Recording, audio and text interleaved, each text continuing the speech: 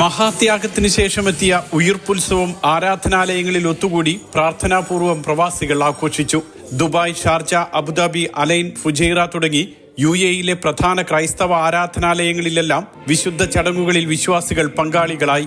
Dubai saint Thomas orthodox കത്തീഡ്രലിൽ ഇടവക വികാരി ഫാദർ അജു എബ്രഹാമിന്റെ മുഖ്യ കാർമ്മികത്വത്തിലായിരുന്നു ചടങ്ങുകൾ.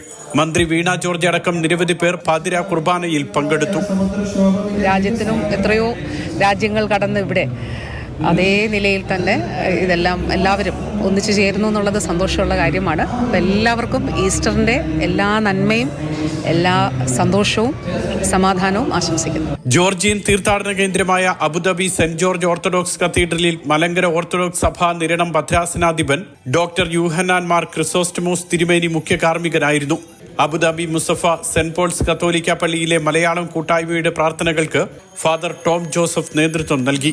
ഉയിർപ്പ് പ്രഖ്യാപനത്തിലും പ്രദക്ഷിണത്തിലും ശ്ലീബാവന്ദന ശുശ്രൂഷയിലും ആയിരക്കണക്കിന് വിശ്വാസികൾ പങ്കുചേർന്നു. വളരെ സന്തോഷമുണ്ട്.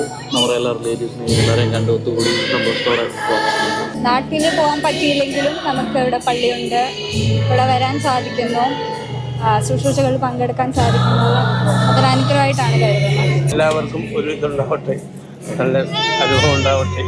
ഈസ്റ്റർ ആഘോഷങ്ങൾ മുന്നിൽ കണ്ട് വിപുലമായ ഒരുക്കങ്ങൾ ദുബായ് അടക്കമുള്ള നഗരങ്ങളിൽ നടത്തിയിരുന്നു. കൂടുതൽ പള്ളികളുള്ള ജബൽ അലിയിലേക്ക് സൗജന്യ ബസ് യാത്രാ സൗകര്യമടക്കമൊരുക്കി.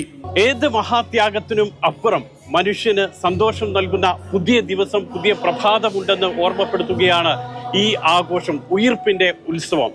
ദുബായിലെ ഊദുമേത്തയിലെ സെന്റ് തോമസ് ഓർത്തഡോക്സ് ചർച്ചിൽ നിന്നും മുഷീർ കൊടിയിലൊപ്പം സുരേഷ് വെള്ളിമുറ്റം, മാതൃഭൂമി ന്യൂസ്.